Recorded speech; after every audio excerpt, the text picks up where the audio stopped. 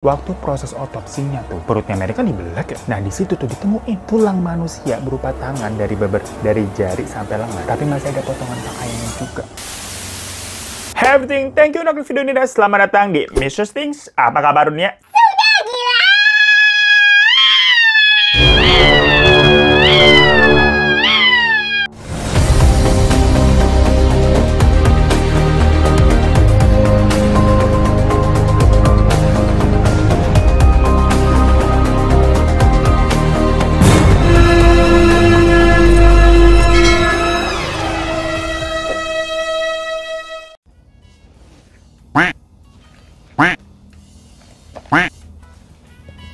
Gila, tau nggak ada yang baru. Ini mic lagi, akhirnya pakai yang lama kayak waktu itu. Tapi ini beli baru datang, lama banget, kita juga heran. Soalnya ini kan sempet kemarin yang video terakhir tuh, gue udah pakai mic baru juga. Tapi ini padahal mahal loh, sampai ada tuh di sarungnya ini kita kagak kasih tau mereknya. Tapi ternyata jelek, padahal mahal nih. Kesel kita. Ternyata harga belum tentu ya, harga mahal bagus ya. Buang aja dah. Mendingan balik lagi udah ke mic 20.000. Tapi lumayan ya, suaranya enak, ada pulen. Ya sama kayak skincare juga. Mahal-mahal belum tentu bagus, belum tentu cocok. Kita nih baliknya ke mirror lagi skincare lokal yang harganya affordable. Apalagi kalau kalian pakai kode voucher ini via Shopee. Ih, murah meriah udah. Timpa lagi krim malam. Udah kelar, gengs. Tuh geng, skincare kecintaan gue, Mirelle yang tepatnya Glossy Series ya variannya. Itu udah nggak usah dilakukan lagi deh, skincare lokal, harganya affordable, nggak usah tergiur harga-harga mahal gitu, belum tentu jaminan bisa bagus, mending udah ini aja pasti-pasti. Apalagi kalau kalian misalkan mau jadi dropshipper dan reseller, itu bisa dibantu langsung sama pihak Mirelle biar kalian nih bisa dapetin omset yang wih deh, pokoknya cuan begitu. Tapi buat selengkapnya langsung aja DM ke Instagram mereka ya, tanya-tanya. Cek deh di link info deskripsi di bawah ya. Geng, siapa di sini coba nih angkat tangan yang pernah jadi korban buaya? Janjinya katanya akan setia, nggak pernah ninggalin. Tapi ternyata setianya buaya itu setiap tikungan ada. Dia. Dasar kau buaya buntung-tung, pacaran kok hitung-hitung. Dasar kau buaya buntung, mencari untung. Wih, udah enak ya suaranya nih. Udah pakai mic yang waktu itu lagi akhirnya. Yang kemarin walaupun udah ganti agak pecah gitu, kurang zrek kita. Yang ini udah bener kan, udah kayak biasa ya.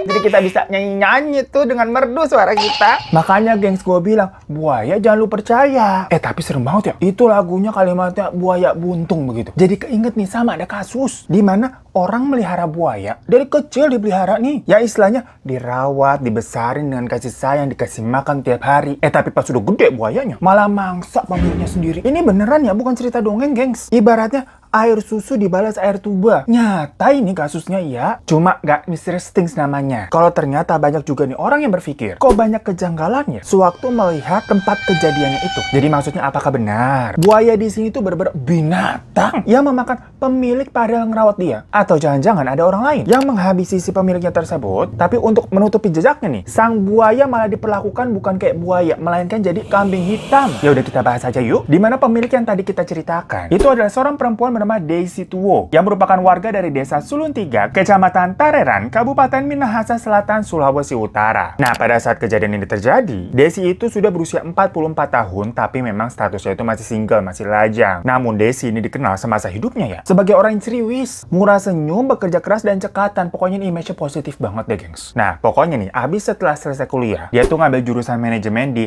STMIK Manado pada tahun 1999. Dia akhirnya diterima dan bekerja di CV Yoshiki namanya, yang berlokasi di desa Ranowangko, Kecamatan Tombariri, Kabupaten Minahasa, Sulawesi Utara. Jadi CV Yoshiki ini itu adalah perusahaan yang bergerak di dalam pembibitan kerang mutiara, gengs. Yang punya itu orang Jepang, namanya Mr. Ochiai. Nah, karena tadi sifatnya Daisy yang pekerja keras dan memang suka mungkin ya sama pekerjaannya itu, karena dia gelut itu akhirnya 20 tahun ke depan. Daisy pun akhirnya dipercaya menjadi kepala laboratorium di perusahaan tersebut. Tapi kenyataannya dalam sehari-harinya nih, job desk-nya itu nggak hanya berkutat di dalam laboratorium aja sebagai kepala laboratorium tuh, melainkan macam-macam banget job desk-nya, gengs. Karena ya dia juga ngerjain nih tugas-tugas HRD, buat nerima ngerekrut karyawan baru, tugas analisis juga, bahkan ngurusin makanan di dapur. Semuanya Daisy yang melakukan. Ibarat kata nih, misalkan kalau kalian ngeliat ada iklan lowongan kerja, dibutuhkan admin. Pas dilihat job desk-nya, mengatur schedule, mengatur pembukuan, menghandle klien, bisa nyetir mobil, punya skill fotografi, bisa basic editing, Photoshop atau Adobe Premiere Pro. Lah, kok jadi banyak banget ini, udah di luar konteks jatuhnya ya. Abisnya maksudnya ada job desk lain yang dilakukan sama Desi di luar. Tadi tuh statusnya dia sebagai kepala laboratorium, gengs. Yaitu adalah merawat seekor buaya. Wow, cukup mind blowing kan? Tapi maksudnya di sini literally beneran buaya, bukan mantan lo yang sifatnya kayak buaya tuh. Omongannya kagak bisa dipegang. Jadi, bosnya Mr. Ochiai tadi memang memelihara seekor buaya yang dia kasih nama Mary. Dipeliharanya di kompleks perkantorannya itu. Yang mana nama Mary itu sendiri diambil dari nama pawang pertama dari si buaya ini memang. Karena setelah dari pawang pertamanya tadi yang bernama Mary, akhirnya buaya itu dirawat deh sejak kecil sama Mr. Ochiai dan dikasih namanya Mary juga. Yang waktu itu diambil ukurannya masih kecil, masih 1 meter. Tapi akhirnya setelah dirawat tuh usianya jadi 20 tahun, panjangnya langsung lebih dari 5 meter dan beratnya 600 kilogram, gengs. Lebih berat daripada beban hidup gua rasa. Ya tapi emang namanya biasa orang kaya ya, hobinya suka aneh-aneh. Ya tau-tau melihara macan tuh di rumah, melihara serigala. Tapi kalau kasus ini meliharanya buaya. Lah kita aja di rumah ya sanggupnya melihara kucing udah ngep banget dah. Berasa jadi babu begitu. Yang ngasih makan, bersihin pupnya, nganterin ke salon. Mahal itu kita udah tekor. Apalagi misalkan kalau melihara hewan-hewan buas seperti tadi ya, itu pasti fantastis banget biayanya. Orang gua pernah dengar, tahu nggak kalian tuh Elsan? Namanya macannya Elsan ya? Siapa sih namanya? Apa Elsan tuh nama pemiliknya ya? Itu yang terkenal pokoknya artis ada macan putih di Bandung. Yang pacarnya Tiara Andini itu katanya ngasih makannya buat si macan itu sebulan 50 juta, geng. Lah apa kabar kalau kita gajinya UMR ya? Boro-boro 50 juta. Makan buat sehari-hari aja kita itu mau order online, mikir gratis ongkirnya berapa. Kalau nggak ada promo kita juga ogah. Disuruh ngasih makan 50 juta ke macan. Balik ke topik ya, kita suka ngalor ngidul kalau ngomong. Nah pokoknya Desi ini kerja di situ. Kan tadi ditugaskan buat merawat Mary nih, si buaya. Yang bisa dibilang berarti dia juga ngikutin perkembangannya Mary dari waktu kecil dipelihara sampai akhirnya gede, karena setiap pagi dan menjelang malam Desi ini yang rutin ngasih makan si Mary. Cuma uniknya, gengs, buaya Mary ini agak manja banget kalau dimakan. Kalau mau dikasih makan. Jadi dia nggak mau tuh makan daging yang misalkan udah jadi bangke atau di frozen gitu, dagingnya udah lama. Macam daging bagus kan kita suka nyimpen apa, chicken nugget atau ayam terus ditaruh di frozen begitu. Nggak mau dia. Mary ini macam buaya-buaya ningrat. Dia maunya makanannya tuh masih hidup atau masih fresh. Kayak misalkan ayam atau ikan yang masih hidup itu diceburin udah ke dia dimakan. Atau ya pas baru dipotong langsung dikasih tuh ke si Mary. Pokoknya masih seger lah itu dagingnya. Udah gitu ya. Cara ngasih makannya itu loh, ini bisa dibilang uji nyali. Karena Desi ini sampai harus masuk ke dalam kandangnya Mary. Terus mukul-mukul gitu di area pinggir kolamnya. Supaya Mary-nya ini keluar dari kolam terus ngedekat. Ya ibaratnya itu ngasih tanda dinner time gitu lah. Nah nanti pas Mary udah datang tuh terus mangap gitu mulutnya, baru deh dilemparin itu makanan tadi langsung. Dengan kata lain berarti itu kayak disuapin, gengs. Kurang ningrat apa coba itu kelakuannya buaya. Nah yang gue bingung ya, udahlah tadi kan sebenarnya job desk-nya kepala laboratorium. Tapi disuruh nyiapin terus ngasih makan buaya, itu aja udah agak bingung ya bikin kita ya. Korelasinya tuh di mana? Ditambah lagi si Desi itu juga sering ngeberesin kandangnya Mary. Bahkan sampai mandiin Mary dengan nyikatin itu punggungnya, gengs. Kan bener-bener di luar konteks banget kita dengernya ya. Ya mungkin positive thinkingnya adalah semua itu memang dilakukan Desi karena memang suka dan sayang sama buaya Mary nih. Gimana sih namanya juga kalau orang punya peliharaan, kan kadang ada suka bonding tersendiri ya. Kayak tadi yang gue bilang, melihara kucing jatuhnya kita jadi babu. Sampai disuruh bersihin pupnya. Padahal yang nyari duit siapa, yang leha-leha siapa. Sampai minta dimanja-manja. Kan kita bingung begitu istilahnya ya. Nah tapi sejinak-jinaknya buaya kan beda sama kucing. Kucing aja walaupun udah kita rawat dari kecil tetap bisa nyakar tuh. Lah buaya hewan buas. Ya mungkin karena insting liarnya muncul, bisa-bisa menerkam. Nah jadi ceritanya nih, pada akhir bulan Desember tahun 2018 kemarin, Desi yang memang sehari-harinya tinggal di area perkantorannya itu juga ya, lagi sibuk banget ceritanya sama kerjaannya di laboratorium. Sampai-sampai pokoknya dia sampai nggak bisa pulang tuh ke rumah keluarganya saat liburan Natal dan Tahun Baru. Coba kayak sekarang nih udah bulan Desember, tapi lu lagi hektik-hektiknya banget, apalagi kalau kerja di bank tuh pembukuan. Ya bye-bye lu, jangan tipes ya. Nah tapi pokoknya akhirnya sampai akhirnya di tahun 2019-nya 5 Januari, ayahnya Desi yang bernama Vance tuh menelepon si Desi, nyuruh pulang nak, ayah kangen nih. Soalnya memang pada waktu itu kondisi ayahnya kebetulan juga lagi sakit, lagi drop, gengs. Ya namanya anak Desi ya denger begitu, nyempetin lah udah pulang-pulang ya. Tapi besokannya di hari Minggu tanggal 6, abis selesai ibadah di gereja, Desi langsung balik lagi ke tempat kerjanya buat ngelanjutin, soalnya bener-bener lagi hektik banget itu di kantor. Yang mana berarti cuma sehari doang tuh dia ketemu sama ayahnya setelah sekian lama nggak pulang. Nah hari Seninnya, Desi dan rekan-rekan kerja di kantornya itu seperti biasalah kerja, namanya juga hari Senin kan sibuk ya. Dan hari itu si Desi masih sempat ngasih makan Mary. Lanjut lagi, di hari Selasa besoknya, Desi juga masih sempat juga kontek-kontekan sama salah satu karyawan yang ada di sana untuk membicarakan beberapa tugas gitu lah. Nah, namun konteksnya, di kantor CV Josiki ini, itu karyawannya kan memang tidak begitu banyak. Makanya tadi jobnya si Desi, itu kan merangkum hampir semuanya ya. Nah, suasana di kantor itu emang biasanya maksudnya walaupun hektik, tapi nggak kayak riuh gitu. Sepi, gengs. Yang hektik tuh kerjaannya nih kagak kelar-kelar banyak banget. Cuma sih orangnya masih gitu-gitu aja dikit. Yang mana orang-orang di sana kalau kerja ya udah ngedemprok aja gitu di meja, misalkan di lab ya udah di situ aja kerja, habis kelar pulang. Nggak ada aktivitas kayak di kantor-kantor yang kayak riwo, lalu lalang gitu, enggak. Nah, mulai nih di hari Rabunya tanggal 9 sampai besoknya tanggal 10 Kamis, keluarga Desi udah merasa kak, ini Desi nggak bisa dihubungin ya. Tapi mereka masih positive thinking. Mikirnya, oh mungkin ya Desi lagi sibuk banget. Kemarin aja kan pulang juga cepet cuma sehari. Sampai di hari Jumat tanggal 11, baru nih rekan-rekan kerjanya yang kebetulan ada butuh sama dia mau ngomong, nyariin ini kok Bu Desi ngomong dari kemarin nggak kelihatan ya, lu ngeliat nggak? Enggak. Lu ngeliat nggak? Enggak. Wah, kemana nih? Jadi memang ada 3 orang rekan kerjanya yang bernama Erling Rumenga, terus Vian Turangan, dan Audi Engkol, yang mana mereka bertiga itu yang menyadari pertama kali kalau Bu Desi ini nggak kelihatan di kantor, dan pas telepon juga nggak bisa. Akhirnya mereka berkeliling tuh mencari Desi. Dicari ke dalam lab nggak ada, di area sekitar pembibitan mutiara juga nggak ada, sampai akhirnya mereka lewat dan berhenti di depan kandang buaya yang ada kolamnya itu, si buaya Mary. Di situ mereka ngeliat, kok itu ada yang kayak ngapung ya? Bentar-bentar, itu kok kayak mirip orang yang ngapung? Loh. Tapi kelihatannya cuma kayak kepala sama kaki doang. Kok pas dilihat lagi, Desi, guys. Merinding nggak lo kalau lihat begitu nih? Gue langsung berdiri ini bulu kuduk. Innalillahi ya. Ya karena melihat hal mengerikan seperti itu, mereka langsung menghubungi kantor polisi setempat. Gak lama kemudian polisi sampai ke TKP. Tapi polisi di sini memang kesulitan ya untuk mengevakuasi bagian-bagian tubuh Desi yang masih ngambang tuh di kolam tuh, karena kan ada buaya Mary juga di situ. Akhirnya dengan bantuan warga setempat, mereka mencoba kayak mengangkat dan kayak pakai tongkat panjang gitu di rogo-rogo gitu bagian tubuhnya Desi. Dan setelah beberapa kali percobaan, bisa tuh akhirnya ditarik gitu keluar kolam. Tapi kondisinya tadi yang tersisa udah tinggal kepala sama kedua kakinya aja, gengs. Dan pas dilihat di kepalanya itu beneran ya udah wajahnya Bu Desi, orang yang telah merawat si buaya ini dari kecil dan ngasih makan juga tiap hari loh. Tapi ujung-ujungnya Desi juga dimakan sama itu buaya. Saat itu juga pihak keluarga kan langsung dikabarin nih. Tentunya sang ayah tadi dan ada kakaknya Desi juga. Kaget banget lah, merasa terpukul. Karena kan baru aja kemarin mereka ketemu tuh 5 hari yang lalu. Waktu Desi menyempatkan pulang untuk ketemu. Ya mereka nggak ada yang nyangka kalau ternyata itu adalah momen terakhir mereka bertemu dan bisa berbicara dengan Desi. Merinding lagi gua, gengs. Berber umur orang nggak ada yang tahu ya. Dari situ bagian tubuh Desi yang tadi berasal diambil ya, diserok-serok pakai kayu tuh, langsung dibawa untuk diotopsi. Masalahnya memang di sekitar TKP itu nggak ada CCTV. Atau misalkan ada saksi yang melihat kejadian waktu berlangsung itu gimana sih? Jadinya polisi agak kesulitan buat menginvestigasi ini penyebab awalnya tuh gimana kok bisa ini ada buaya yang dirawat dengan penuh perhatian, tiap hari dikasih makan 20 tahun loh. Tahu-tahu nih balik menyerang si majikan. Nah, memang dugaan terkuat di awal adalah Desi ini